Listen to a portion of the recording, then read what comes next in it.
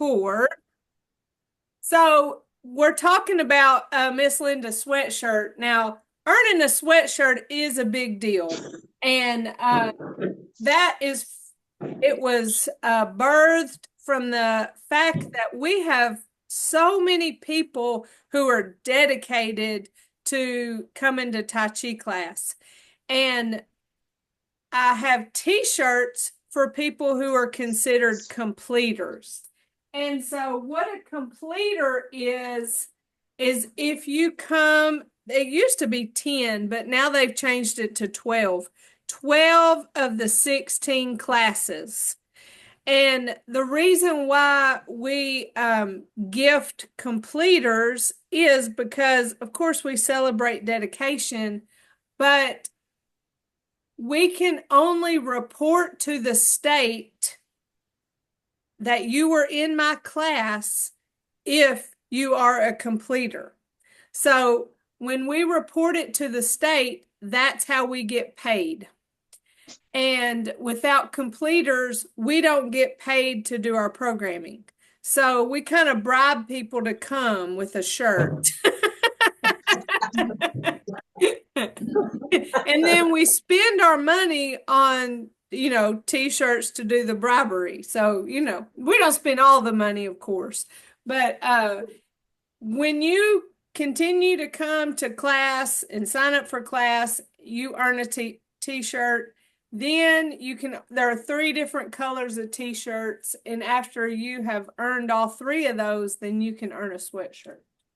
So I guess technically it would be 40 something classes, wouldn't it? Because it'd be at this point 12 times 4.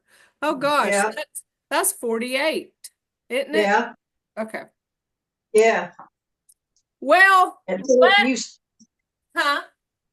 where it used to be 40, it's 48 now. Yeah, because they changed that. Right.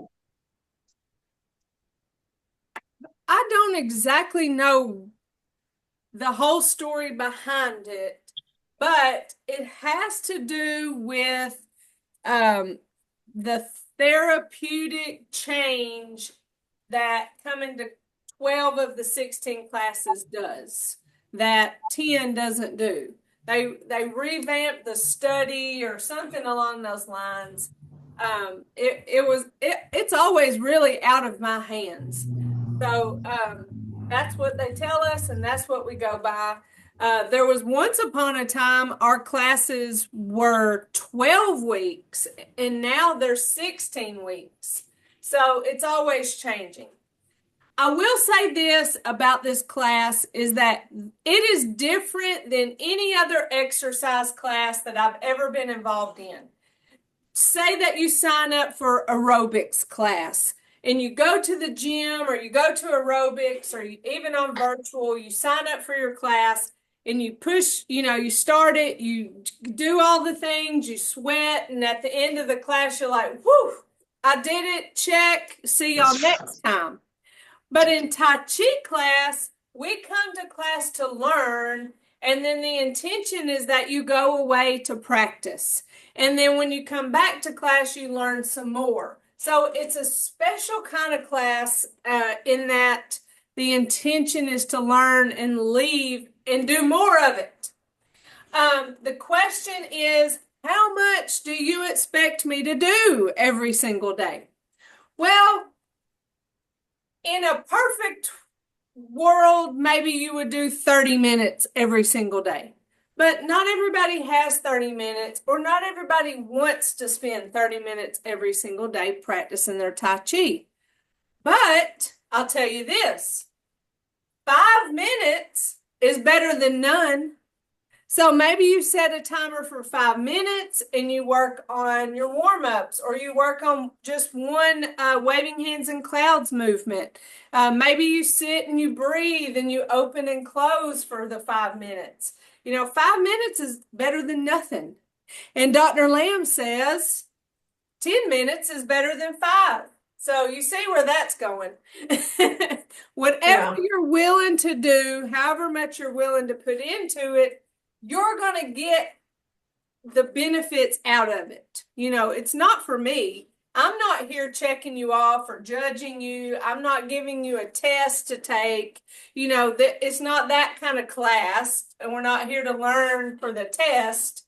It's just so you understand how to do the moves properly so that you get the full benefits from it. That's what we're here for, is for the benefits. So here we go. Let's start with our warm-up exercises for our major joints. Getting in our stable stance of upright posture. We have our feet shoulder width apart. Weight is on both of our legs. And we're breathing, reminding ourselves not to hold any tension. Here we go, starting with our neck.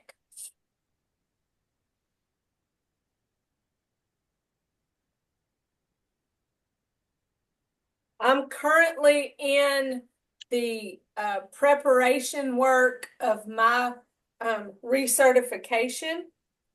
We'll have class next Tuesday, and then we won't have class on March the 4th because I'll be in Tallahassee for a recertification class.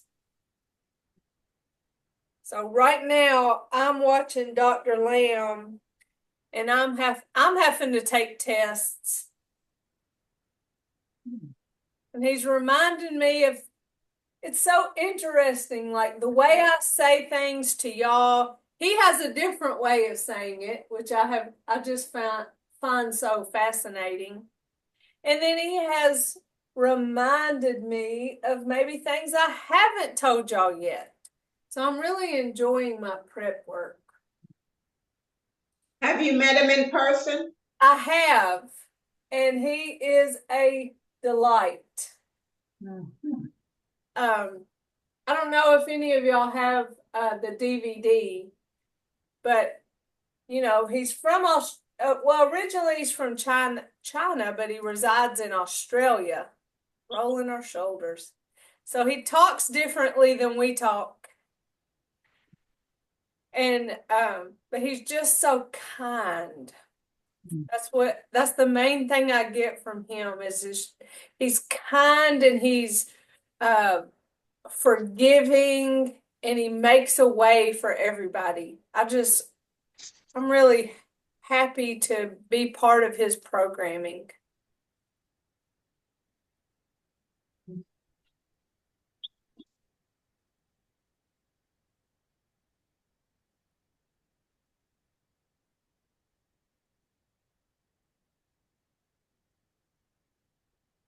Today we went through a history of the different styles of Tai Chi.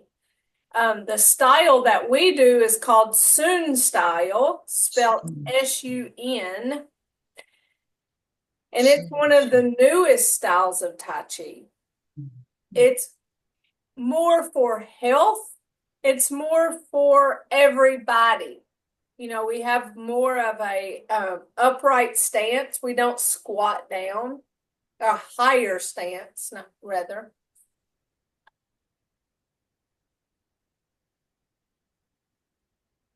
And then, you hear us say follow step, which we're going to start our advanced 6. So when you hear me say follow step, then that is part of that Sun style programming that allows for more movement, and it's not so reliant on I don't know the best way to say it. Let me think about that. It's just safer. That's the main thing. It's just safer for us to do. Right now we're stretching that spine. I think I have my camera at the best angle, but it should work for right now.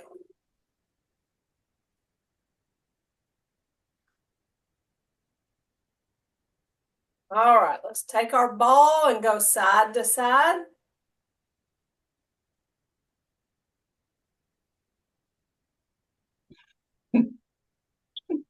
watching Dr. Lamb move, he's so smooth and it's like he floats.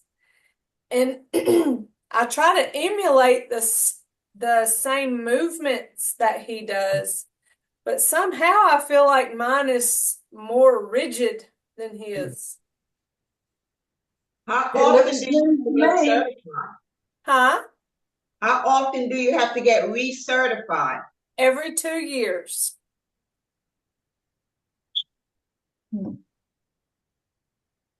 Your movements look mighty smooth to me.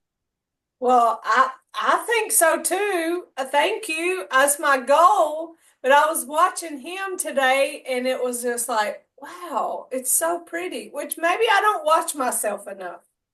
That might be it. and I know what's going on inside of me, and that may be a difference too. You know, I talk about gentle resistance and engaging my core, and that's something you can't necessarily see. So maybe that's the difference. Let's go to our hips. Shift and weight to one leg, staying upright, continuing to breathe.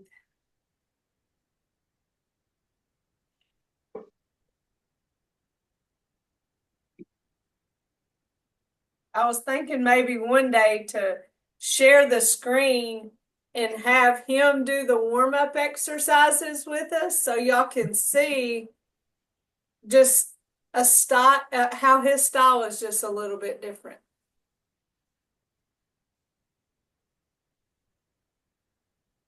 And I love how he says hands. He says Hanes. Like the underwear, Hanes. Hanes. Yes, Hanes. Or t-shirts. I guess they don't have underwear. Oh Lord, making me laugh. Hanes. And Dr. Lamb is the one that's in on your poster, on your handbook. So he really infiltrates the program. He owns it. His daughter wrote the music for it, which I think is so great. That is one of my biggest hates about this class is that I cannot play the music because I guess it's Zoom turns the music off.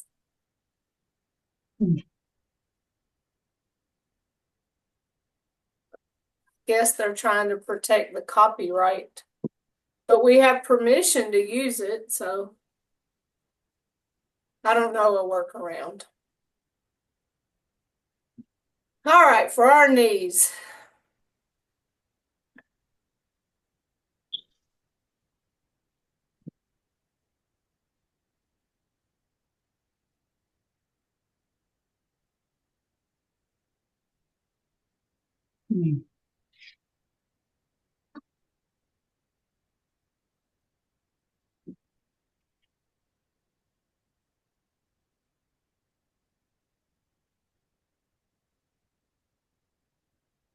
I don't know why, but I get that mixed up every time. That's okay. That's your brain working. It needs to work. That's that cross-lateral movement is why this exercise is so good for our brain. How about that? I'm really pushing it today. I feel like I'm going a little fast and I'm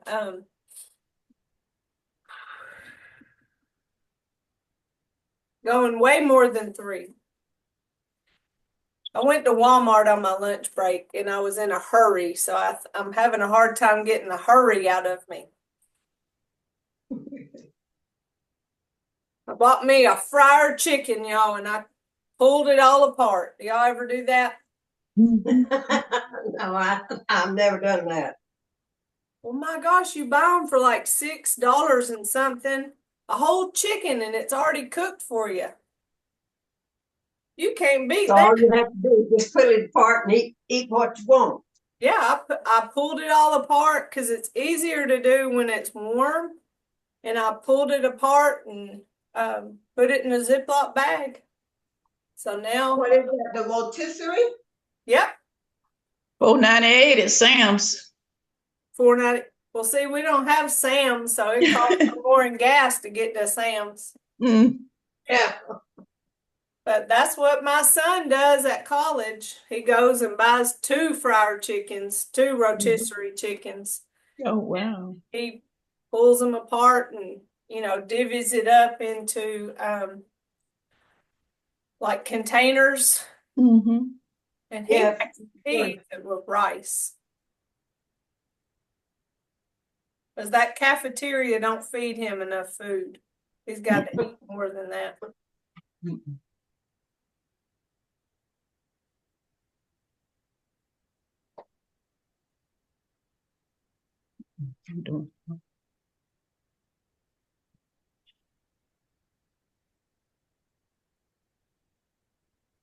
Told him to make friends with the football players, because the football players, they gonna eat. Yeah, they got to keep up their energy. You would think the baseball players would need it too, but they don't. Yeah. They don't feed them like the football players get to eat.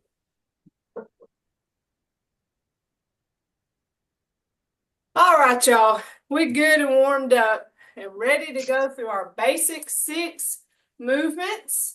We're becoming more and more comfortable with these movements and working towards taking all of our principles and doing the principles even if we're not thinking about them. So slow, smooth, and continuous is just a great place to start because it dictates our pace. So let's go through them. I'll talk you through. So here we go. And commence. Hands come up, down, shift right. Place that left foot forward. Hands come in and up. Shift left as those hands go out. Right foot forward. Hands come back, open and close. Single whip. Shift left, step out right. Adjust the weight. Push, turn, separate. Eyes follow that left hand.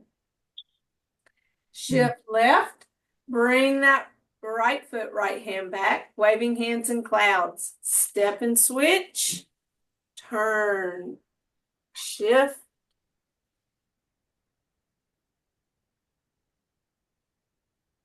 Words are behind me. Hopefully you've had the chance to make yourself a cheat sheet to have in front of you.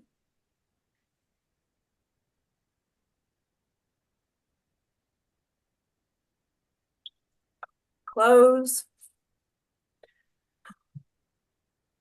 Single whip. Separate. Eyes follow the hand opposite of the foot that stepped out.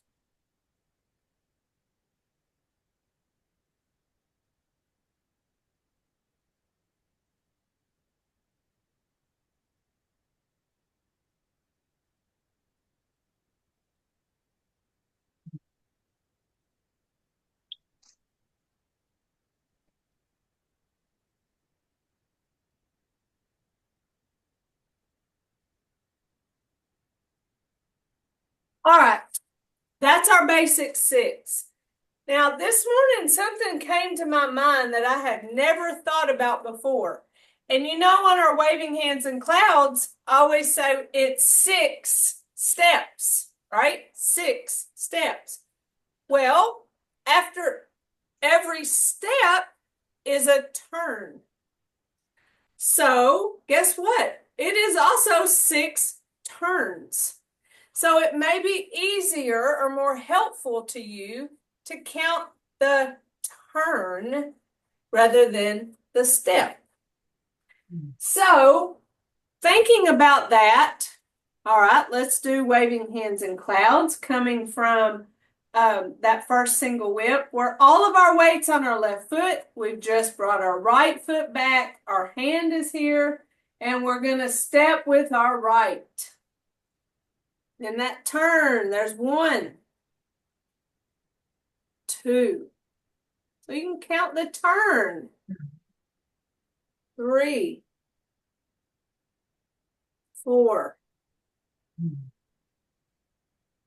5, 6. Open, close. I don't know why that never occurred to me to count the turns. I always thought of it as 6 steps. But because there's a turn after every step, it's 6 turns.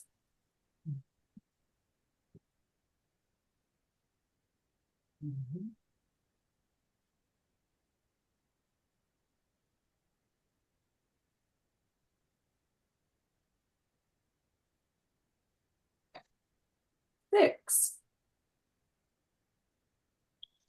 That may not be helpful for you, but it's a tip nonetheless. So I'm just stuck on the 4 words. That's what we're doing in our waving hands and clouds. I like to be able to do step and switch at the same time. It helps it be more continuous, as our Tai Chi should be.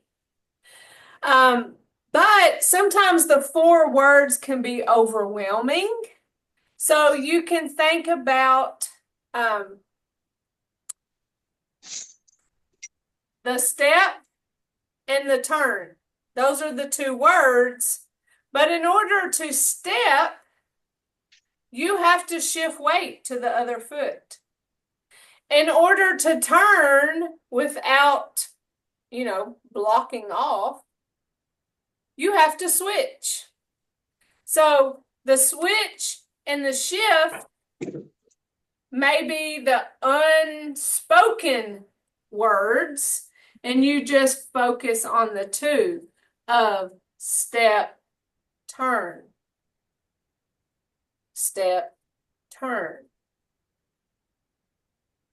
step, turn. So the shifting and the switching happens, but then you only have 2 to think about. So there is another tip that may help for you, or help you. I know that waving hands and clouds can be overwhelming because so many things are going on. What I do know is both parts of that movement help give us benefits. Number 1, our footwork, the step, shift, follow step, shift, step, shift, follow step, shift, step, shift, follow step. All right, so in the weight shift, we are practicing weight on one leg. And in practicing weight on one leg, our muscles become stronger and become more stabilizing, which lessens our chance of falls.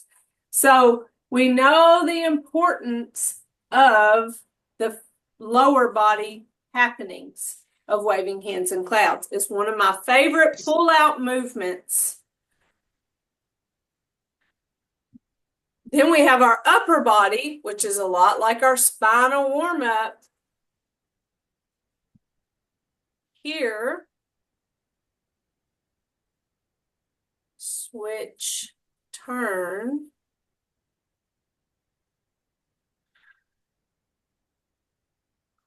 The relaxing circular movement, engaging our core as we go side to side, helps strengthen the muscles in our core. The circular nature of the movement helps reduce stress and anxiety, and it's just calming to be circular, to go slow, to be smooth and continuous in our movements. So practice both pieces and parts of it. Practice one word at the time, but take your time with waving hands and clouds. All right, let's go through the basic 6 again. Thinking about our upright posture. Remember, when we have our arms away from our bodies. We keep that space there for our armpits to breathe. Calling an open joint. When we extend our arms, we don't lock our elbow joints. We keep that soft bend. Same thing with our knees.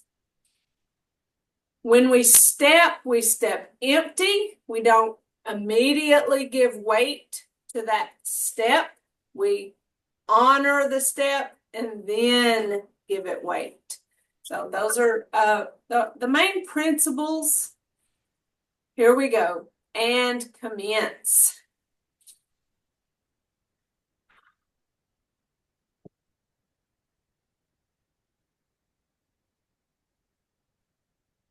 Open, close. Single whip.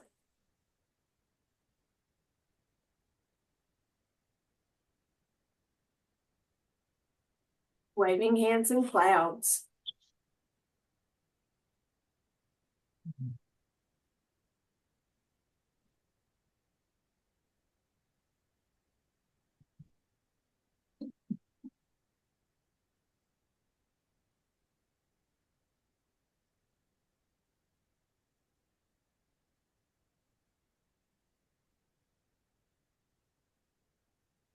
Single whip.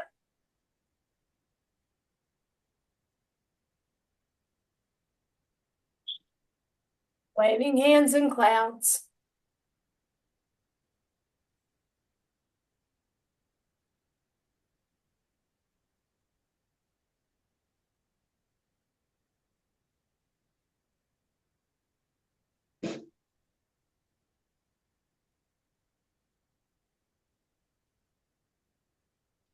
Open, close.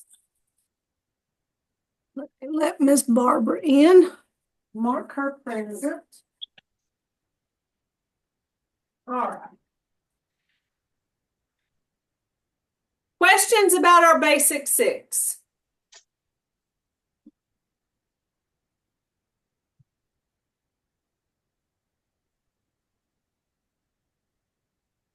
All right.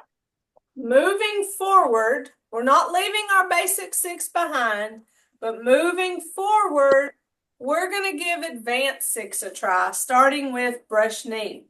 Let me show you what brush knee looks like. Now, when we do advanced six, we go from center to our left, and we do all our moves to the left. We come back to center, and then we do all those same moves to the right. So it's balanced in that sense. So everything we're getting ready to learn to the left, we will do those same things to the right. The first move is brush knee to the left. So we just came at the end of a basic six with an open and close. So hold on, I'm going to tuck my pants in my socks so that y'all can see my feet. Hold on. It's a really good look.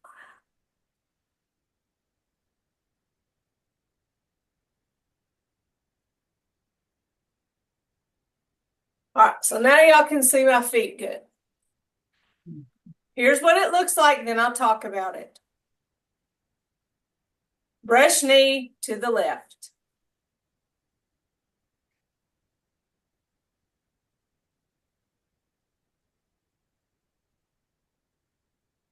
So as you see, we're going from facing the front to facing the left. So it's a little complicated. We can't just jump to the left. We have to do it through weight transfer and to changing the positions of our feet. So let's just talk about what's going to happen with our feet. We start with weight on both of our feet. We're going to shift weight to our left leg and turn that right toe in. Now, when we did that, we had a tiny bit of weight on the heel of that right foot it's called a pivot. We pivoted that foot inwards. So that may feel a little bit awkward. Think of it as an arrow. I'm going that way, pointing in that direction. So that whenever we get to that step, then it makes better sense to have that angle on that right foot there instead of if I were to have left it straight, then that even looks a little bit awkward. But that's our first step in going into the direction of left, is to turn that right toe in. So just know whenever I say shift left, you leave a little bit behind for that right heel to pivot. So I say shift left, right toe in. Now we're going to shift right, and this left foot, I'm going to bring it back, which is not a very stable stance. It's only momentarily brought back, and then I'm going to step my left foot to the left. And remember, whenever we step, it's an empty step. So you can see, and I just did it wrong and realized I took too big of a step. Sometimes whenever I'm recording on class, I try to do it bigger so that it really comes across through the video.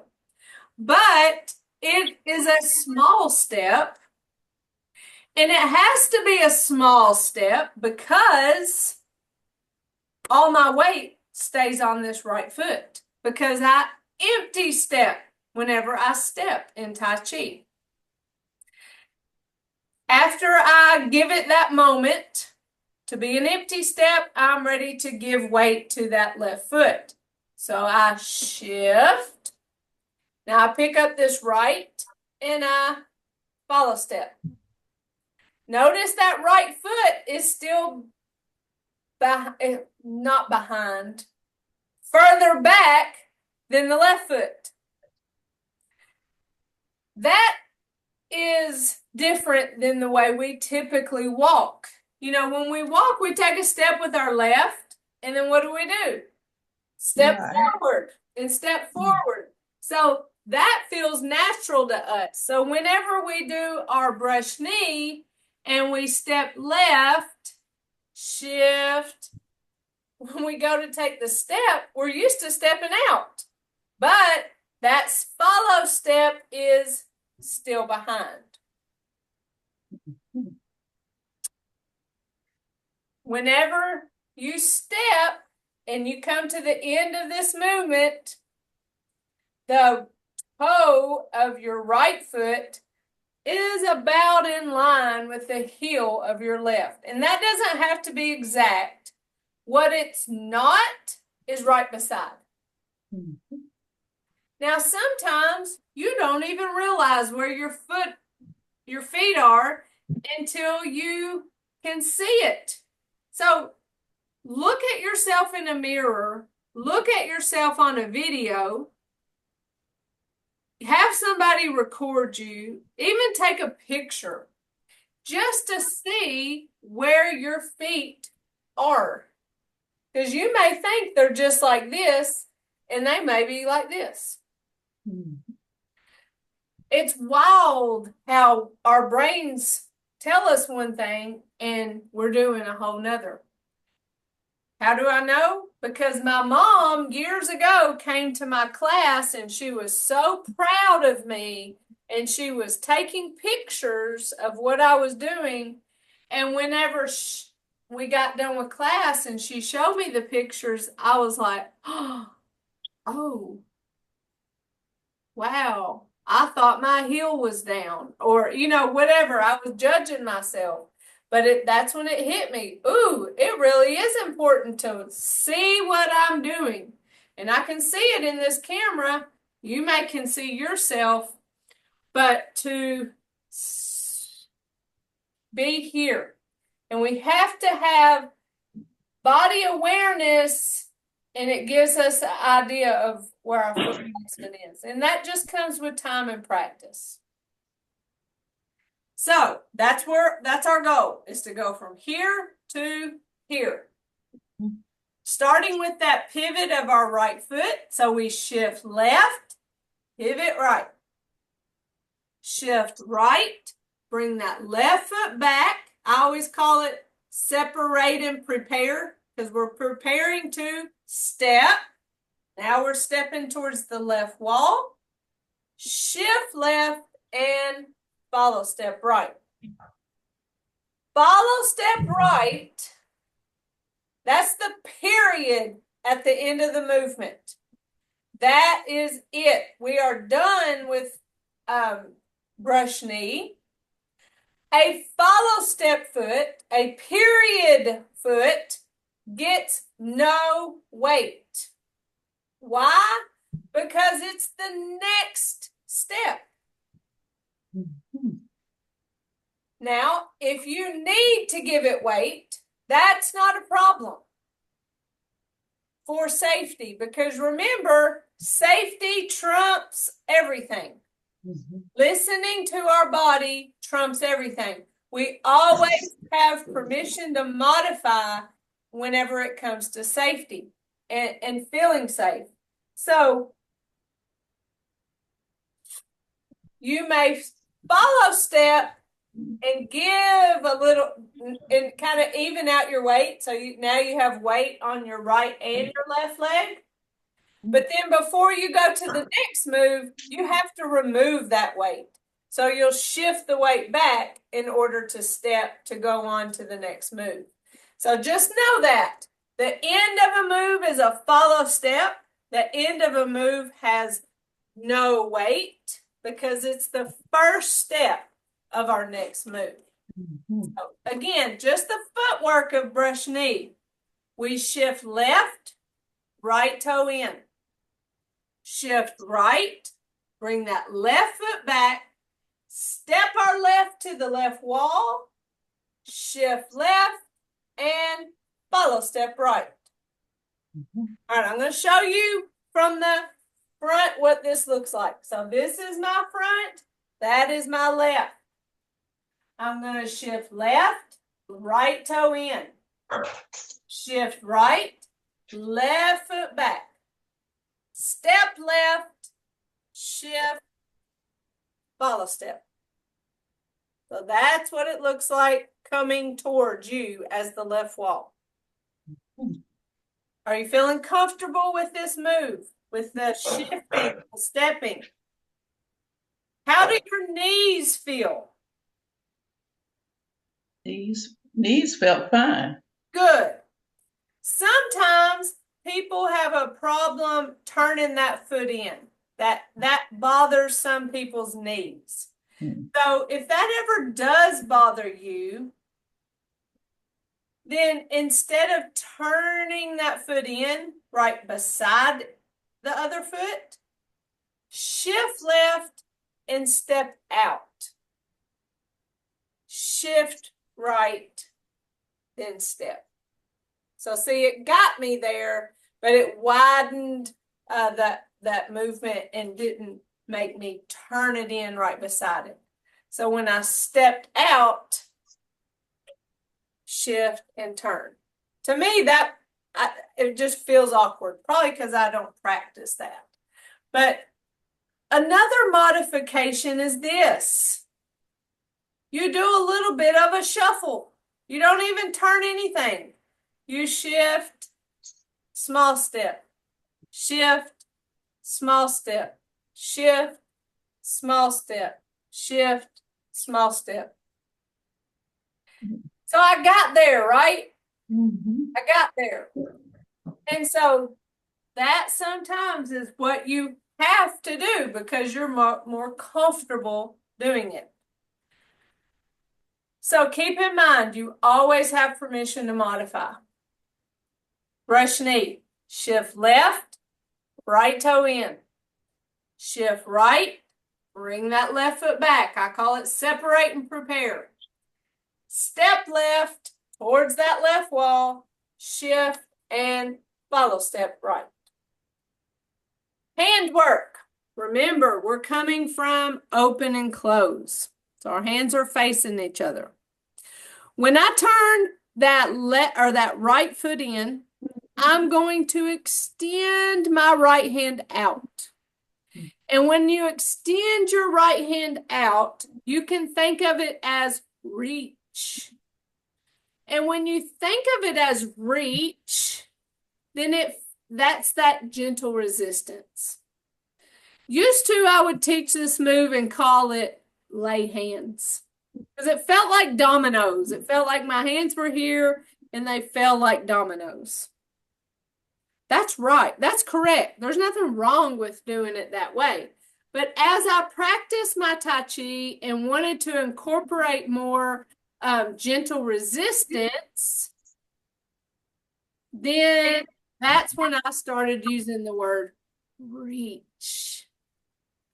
Doesn't that feel different to lay hands or to reach? Either one is right. My left hand, you saw it came down, and what did it do? Protected my elbow. Mm-hmm. It hovered over, and it's really my elbow pit, isn't it? So when I always say right toe in and reach. So when that right toe, we shift left. When that right toe comes in, that's when you reach. Okay, so those two movements go together. Shift left, right toe in and reach.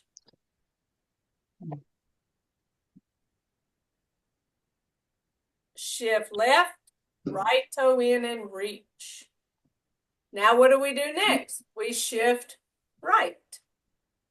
When I bring that left foot back, I'm going to take this left hand from my elbow and bring it to my hip.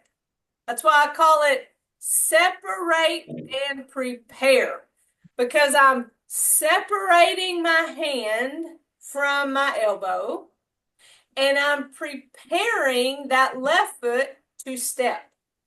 So shift left, right toe in and reach, shift right, separate, prepare.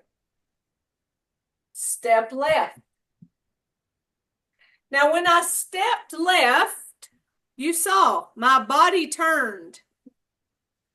So I'm here.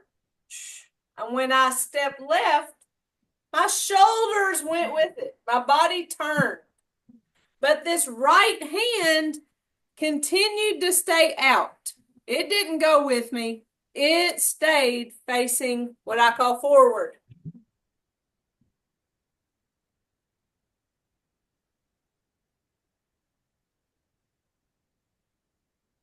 All right, so we just stepped left. No weight on that left foot yet. I've just placed it out there. So I'm here. My right hand, the one that's reached out, is going to come down and around to my shoulder. If you have great range of motion in your shoulder and in your elbow, and your spine is probably pretty involved in this movement here too. Okay, I'm facing forward. I have here, I'm coming down, bringing it around. And when I get to my shoulder, that's whenever I'm getting ready to shift weight to that left foot. All right, so let's go from the top again. Shift left, right toe in and reach. Shift right, separate, prepare. Step left, bring this right hand around. Now I'm here. Where's my weight? Right foot. I've stepped my left foot out there, but remained all my weight on this right foot. Once I get this hand to my shoulder, I'm ready to shift weight to that left foot. I'm going to shift weight as I push my hand and then follow step. So that hand comes, reaches out, just our right hand. It reaches out, it comes around, and it pushes.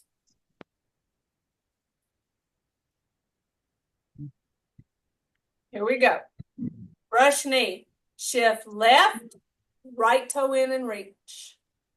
Shift right, separate, prepare. Step left, bring that right hand around. When I get to the shoulder, I shift left as I push and follow step right. So from the front, it looks like this. Where's my weight? Left foot. Left foot. Follow step foot gets no weight. And that's if you don't need to give it weight. All right. Again, brush knee. Shift left. Right toe in and reach. Shift right. Separate, prepare. Step left. Bring this right hand around.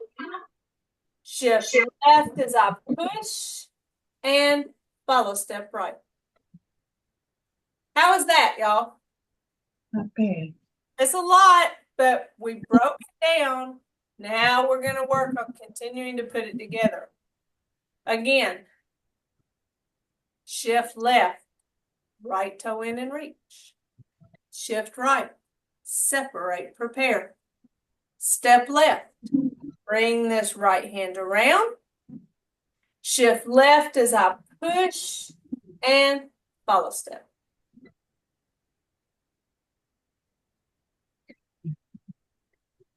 Brush knee, shift, right toe in and reach. Shift right, separate, prepare. Step left, bring this right hand around. Shift as I push and follow step.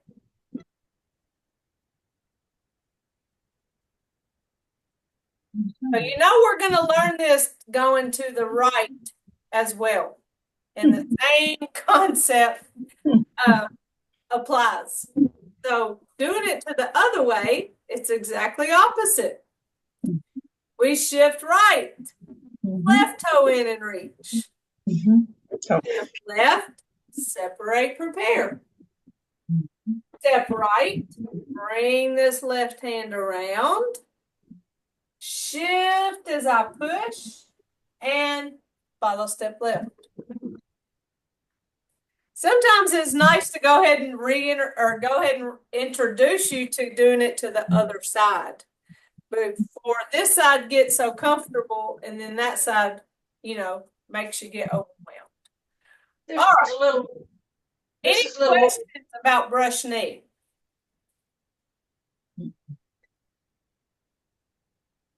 Questions? Yes, this Iris. The extending range of motion. Uh-huh.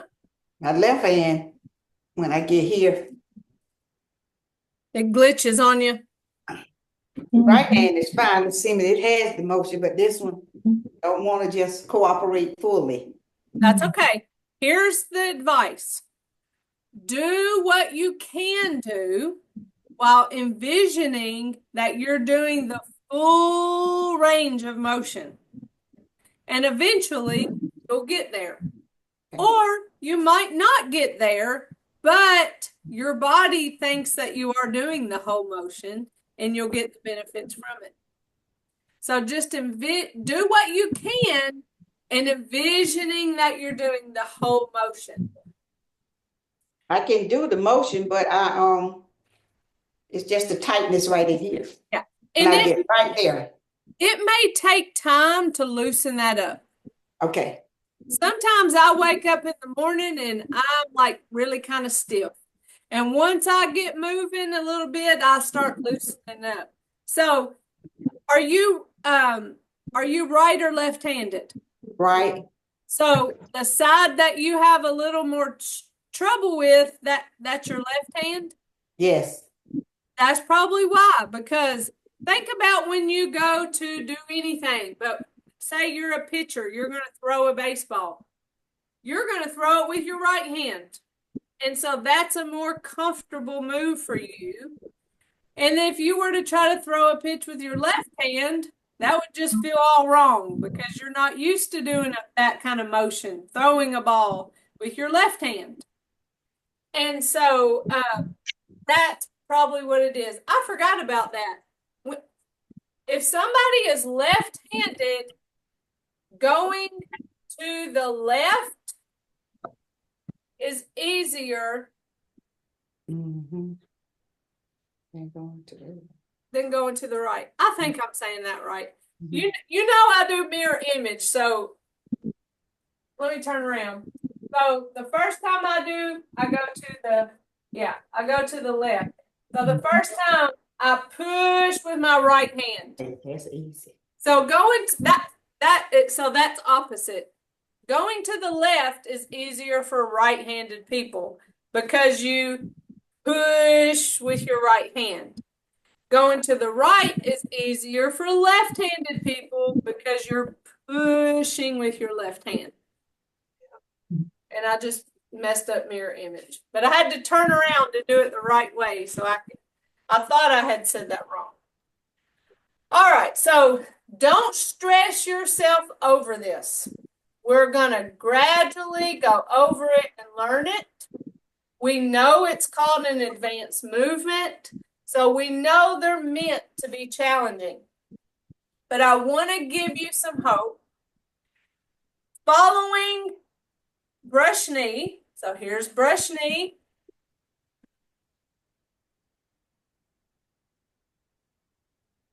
Following brush knee is play the lute. And here's what play the lute looks like, and I'll talk you through it. I step back, turn my hands, shift as they pass each other, and when I get to that elbow, follow step. So that's play the lute.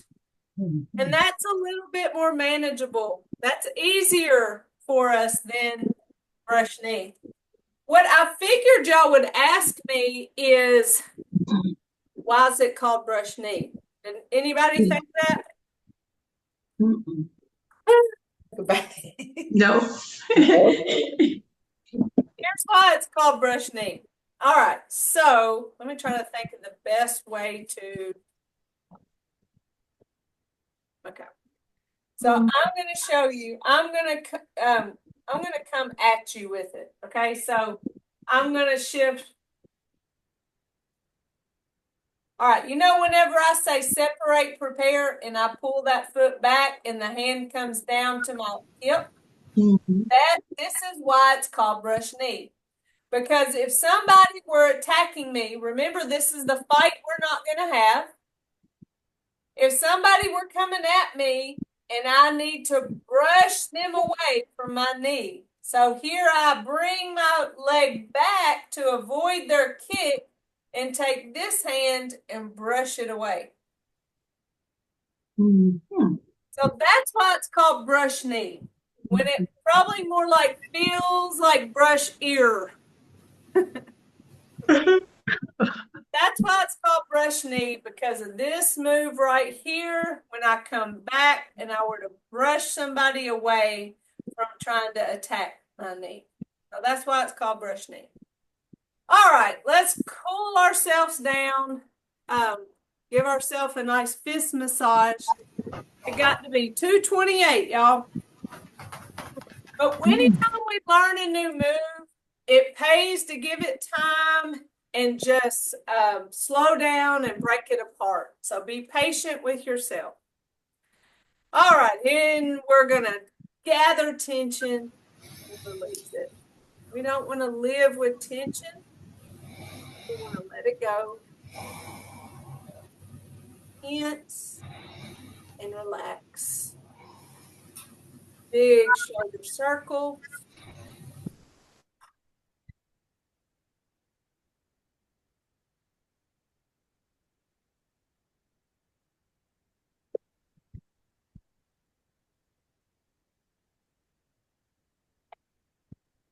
I like that breath.